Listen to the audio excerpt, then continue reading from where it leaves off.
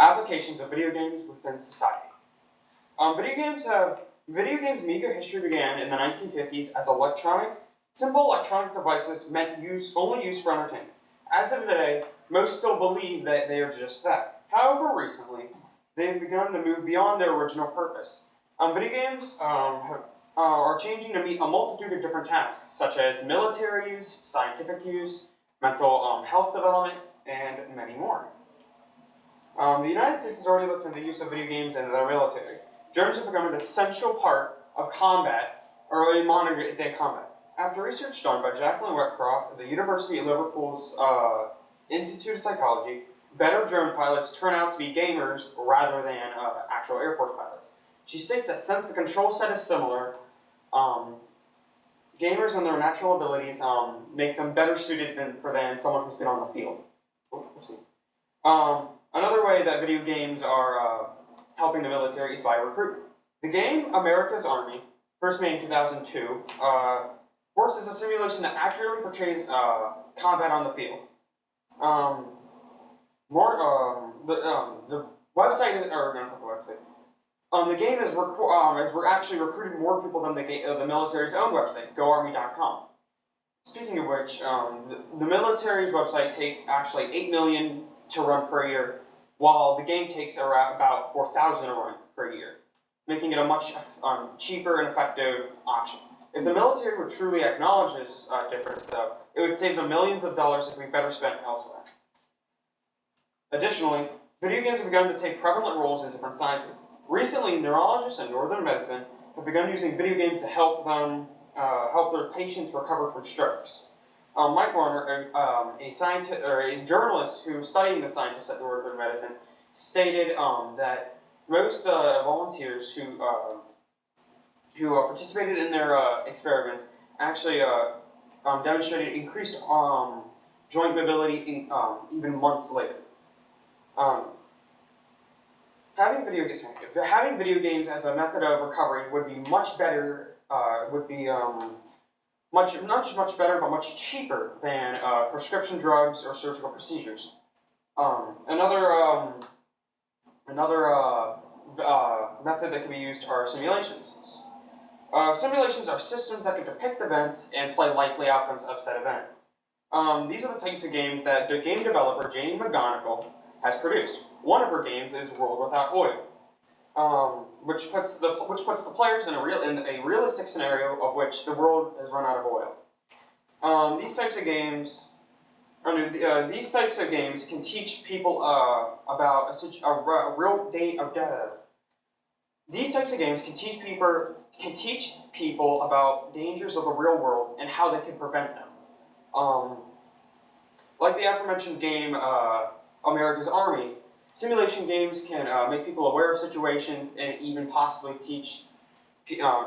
inspire people how to change them. Video games can also be used as a form of communication, but not just ordinary communication of ideas, beliefs, and messages. One such game that has delivered a clear message is the game That Dragon Cancer.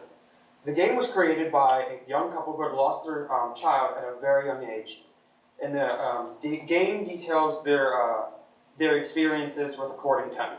That Dragon Cancer taught the thousands of people who played it the value of empathy has on one's life.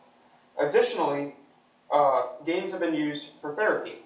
For example, Anastasia Wright is a transgender journalist for Game War who has suffered from social anxiety.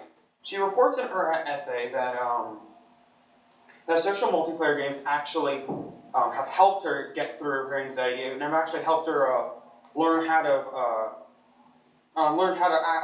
properly interact with others.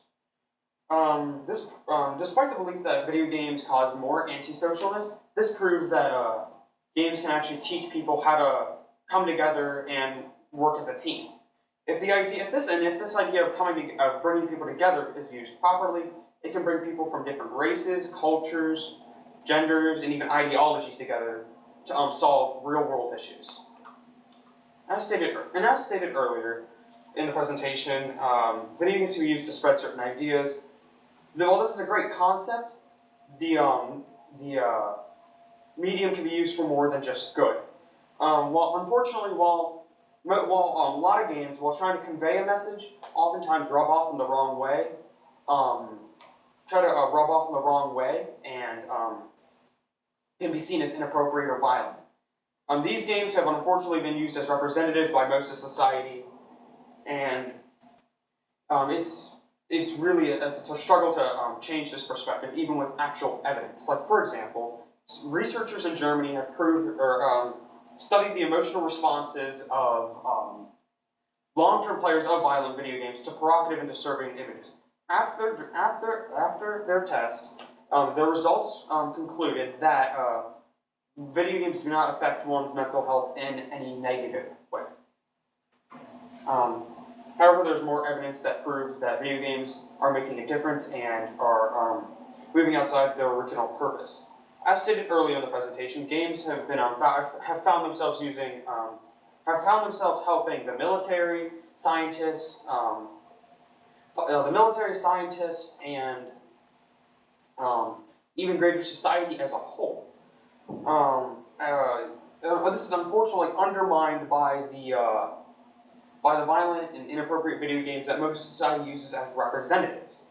However, if society can learn to look past these few outliers and look at the good in what they can do, more people will probably be willing to try them. Therefore, more people will be willing to help each other and society as a whole.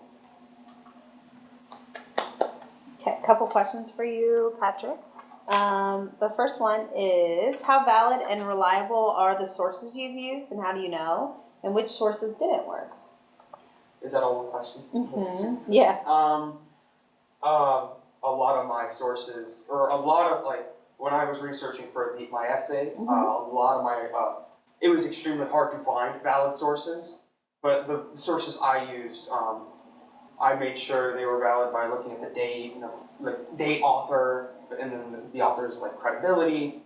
But yeah, I tried to tone in on them, and look at just the sources that just pertain to my topic and not anything else in random. Okay, and then was there anything specific that didn't work that you couldn't Anything that use? didn't work.